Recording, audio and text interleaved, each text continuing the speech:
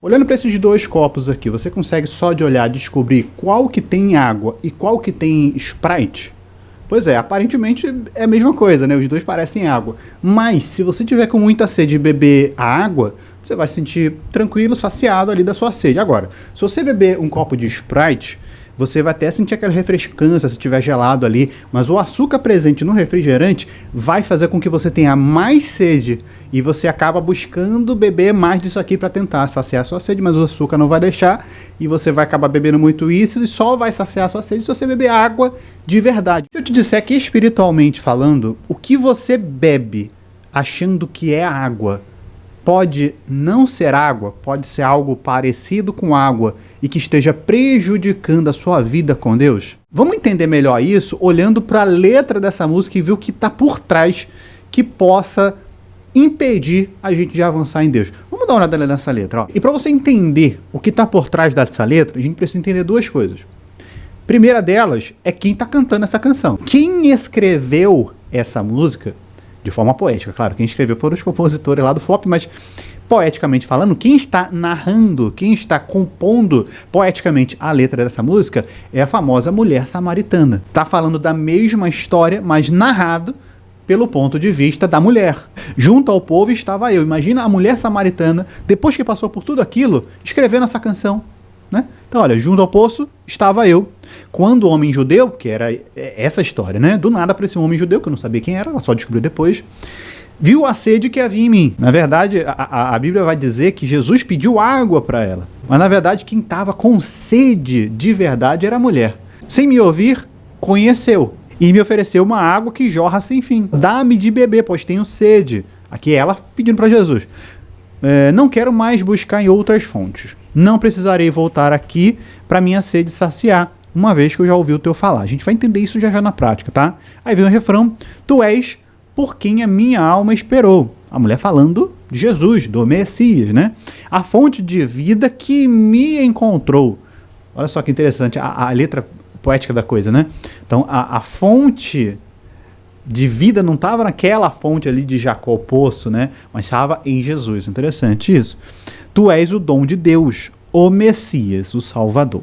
E aí acaba, repete, depois vai pro medley e tal. Quem está cantando essa música, quem de fato escreveu, poeticamente falando, foi a mulher samaritana. Essa é a primeira coisa. A segunda coisa é entender quem é essa mulher que escreveu essa música, que teve aquele encontro de Jesus. Vou te chamar a atenção para um único detalhe. Lá no Evangelho de João diz que Jesus, quando encontrou com aquela mulher de Samaria, era por volta da sexta vigília. Ou seja, era por volta, para o nosso horário local, por volta de meio-dia. E é aqui que está o grande segredo da história narrada pela Bíblia e também da canção. Naquela época, era comum as mulheres saírem de casa com as suas vasilhas, né? E ir a algum poço, alguma fonte, buscar água, porque não era igual hoje, que você, eu quero beber água, vou ali na geladeira pegar, vou aqui abrir a torneira e sai água. Não tinha encanamento, não tinha nada disso na época. Então as pessoas iam até fontes, rios, né, poços, para pegar água, enchia ali as suas vasilhas, né, levava para casa e usava ali no dia a dia. Uma atribuição da mulher, enquanto o homem trabalhava no campo, em atividades mais braçais, as mulheres, de uma forma geral, eram encarregadas de fazer esse serviço, de ir ao poço, pegar água e levar para casa. A maioria das mulheres faziam isso logo no início da manhã, porque a gente está falando de uma região muito quente, uma região árida. Então era um calor assim escaldante. E o local onde essas mulheres iam lá pegar a água para levar para casa acabava sendo o Instagram da época, né? Era aquele local onde as pessoas se reuniam para trocar uma ideia, as meninas começaram a fofoca do dia, da novela, tinha aquelas interações ali e voltava. Outro detalhe, e na maioria das vezes essas mulheres iam em grupos, que era uma longa distância para percorrer, então era perigoso mulheres andar sozinhas por aí, então elas iam em grupos, né, conversando, aquilo tudo, e uma forma também de uma proteger a outra. Agora vai ficar claro algumas coisas. Primeiro, ela foi um horário de meio-dia, um horário que ninguém fazia isso. Ela foi no pior horário, meio-dia, o sol tá bem aqui, ó, no meio do coco. Que veja, ir tirar água do poço ao meio-dia é como se você quisesse fazer compras no supermercado da sua cidade às 3 da manhã. Primeiro que difícil você achar algum supermercado aberto às 3 da manhã. Mas quem quer ir no supermercado às 3 da manhã não quer encontrar ninguém. E outra, ela estava sozinha. Mas por que ela faria isso, Eric? Aí o próprio Jesus vai revelar esse ponto da vida dela e a gente vai entender o porquê disso. O que Jesus fala? Eu sei que você já teve 5 maridos e esse que você tá agora nem é seu marido. Aí eu te pergunto, como é que se chama aí na sua cidade mulheres que já tiveram vários homens? É pesado, né? Agora você imagina isso naquela época. Esse pequeno fato explica o porquê ela preferia pegar água num sol escaldante de meio-dia para não encontrar ninguém. Certamente ela não queria encontrar pessoas que pudessem zombar dela. Ela estava fugindo daqueles olhares de preconceito, de julgamento. E vamos combinar uma coisa aqui nós dois? Existem erros que a gente comete na vida, existem pecados que a gente comete na vida que nos marcam, que nos rotulam. É ou não é? Imagina o camarada que um dia roubou. Ele pode até devolver aquilo que ele roubou, se arrepender, mudar de vida, fazer coisas grandiosas para compensar aquela falha. Mas muitas pessoas ainda vão insistir em rotular essa pessoa como ladrão. Elas sempre vão olhar, isso aí, peraí, deixa eu pegar aqui, senão que a pessoa vai me roubar. Uma pessoa que um dia mentiu muito na vida, por mais que um dia ela abandone essa prática, esse pecado vai acabar rotulando essa pessoa e muitos à sua volta vão olhar para nós, ih, ó, esse aí tá falando isso, ó, fulano falou, ih, ó, você sabe que um dia ele mentiu pra caramba, né, ó, cuidado. E se você já passou por isso, ou talvez esteja nesse exato momento passando, porque eu não acredito em coincidência, se você clicou nesse vídeo, é porque Deus quer ter alguma coisa para falar com você. Você sabe que é muito difícil passar por isso, né? E eu sei, porque eu também já passei. Eu sei o quão difícil é você encarar olhos de acusações, dos julgamentos, os comentários, as piadinhas. Eu já passei por isso e dói. Dói, não dói pouco não. E quando eu falo pessoas julgando, eu não estou falando de pessoas lá fora, do trabalho, da família, não. Porque veja, o povo samaritano e o povo judeu já não se davam, eram inimigos. Um judeu falar mal e julgar aquela mulher, para ela tá tudo bem. Ela cresceu com esse conflito histórico, então tá tudo bem, ela superava isso. Mas o que mais doía para aquela mulher era a condenação do seu próprio povo. E o que mais dói em mim, talvez doa em você também, não é o julgamento do pessoal do mundo, do trabalho, às vezes até da família, mas sim daquele povo que deveria nos acolher, nos ajudar, nos entender, nos perdoar, que é o povo dentro da igreja. Às vezes as maiores pedradas que a gente recebe vêm de lá. É ou não é verdade? É, porque eu sei que eu já passei por isso. Teve um momento da minha vida que eu chegava, parecia que eu era um leproso, nojento, fedorento, sabe, mundo, que as pessoas começavam a se afastar. Eu andava assim, via pessoas do outro lado vindo, me olhava e desviava o olhar. Então foram pessoas de qualquer, pessoas que eram amigos, que a gente trabalhava junto. Então imagina essa mulher com um histórico desse. Certamente ela não queria estar no meio das mulheres, outras mulheres, casadinhas, né, tudo certinho. Ou talvez nem as próprias mulheres queriam estar perto dela. Isso explica o porquê que ela preferia pegar um sol escaldante de meio-dia para não encontrar ninguém, para não ter aqueles olhares, julgamento, nem nada disso. Eric, como você venceu? Fazendo o que ela fez. Eric, e o que ela fez? O que diz essa canção? Dá-me de beber, pois tenho sede. Eu não quero mais buscar em outras fontes. O que a mulher está falando? Senhor, eu não aguento mais ter que vir aqui para pegar água e correr o risco de encontrar alguém e eu morro de vergonha do que eu fiz. Eu morro de vergonha do meu passado. Mesmo que talvez eu tenha superado, as pessoas insistem em me lembrar, porque assim, as pessoas são assim. Eu não quero mais voltar aqui, Senhor.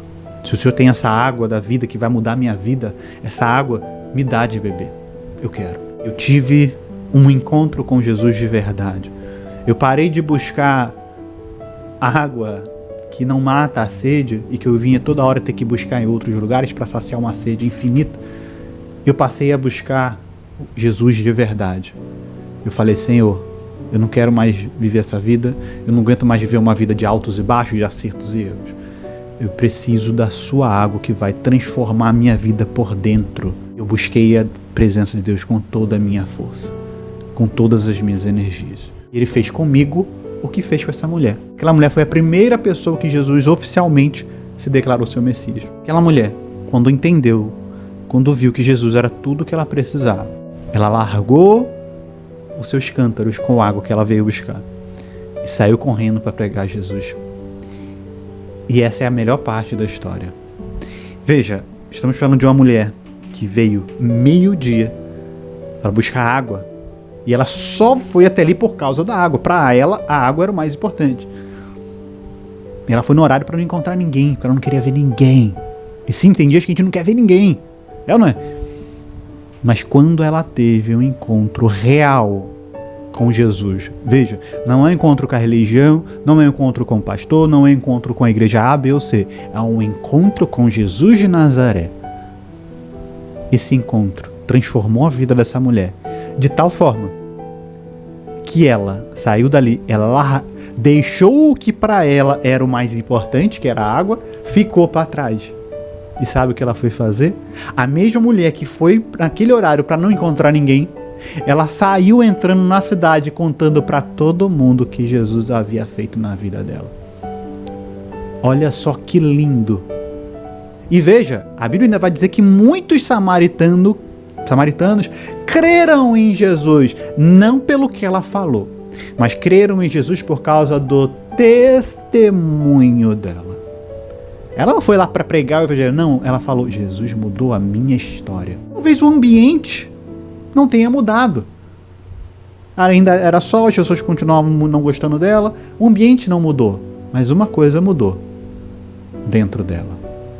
E às vezes a gente ora para Deus mudar os nossos ambientes, né? Senhor, muda esse ambiente, muda a situação, muda isso aqui, quando na verdade Deus quer mudar, aqui dentro. O ambiente da mulher samaritana era o mesmo, mas dentro dela havia havido uma transformação que só Jesus poderia causar. Uma mulher que vivia envergonhada do seu passado, uma mulher que buscava fugir de todo mundo. Após encontrar-se com Jesus, ela largou de lado o que para ela antes era importante e começou a pregar para todo mundo o que Jesus fez na vida dela. Foi o que aconteceu comigo também. Meu encontro pessoal com Jesus mudou a minha vida. E hoje, olha onde nós estamos. Estou aqui, contando um pouquinho do que Ele tem feito na minha vida aqui na internet. E sabe do que mais? O mesmo Jesus que mudou a história daquela mulher samaritana, que mudou a minha história, pode mudar a sua vida também. Eric, o que eu preciso fazer? Ter esse encontro com Jesus. Não é sobre ir à igreja apenas. Não é só sobre apenas se batizar ou apenas ir num culto. Isso tudo faz parte, ok, mas não é sobre isso. É sobre passar tempo em oração, em busca, jejum, né? Leitura da palavra, resumo da ópera, amigo. É ser crente de verdade. Quando você buscar a presença de Deus de todo o seu coração, Ele vai fazer com você o que fez comigo. Ele vai fazer uma mudança aqui dentro, no seu interior. E aí sim, todo o ambiente muda. Aquela mulher que antes ia ao meio-dia para pegar água, com medo de ser encontrada, passou a ser a primeira grande missionária do Evangelho de Jesus. Sabia disso? Ela foi a primeira a fazer um grande movimento evangelístico no ministério de Jesus. Deus que mudou a minha vida pode mudar a sua também em nome de Jesus. E isso de abandonar a água que era importante por causa de Jesus é algo tão profundo que eu te sugiro assistir esse vídeo aqui para você ter um complemento desse vídeo que eu acabei de falar. E eu tenho certeza que Deus vai mudar a sua história como aconteceu nesse vídeo aqui. Assiste e que Deus te abençoe.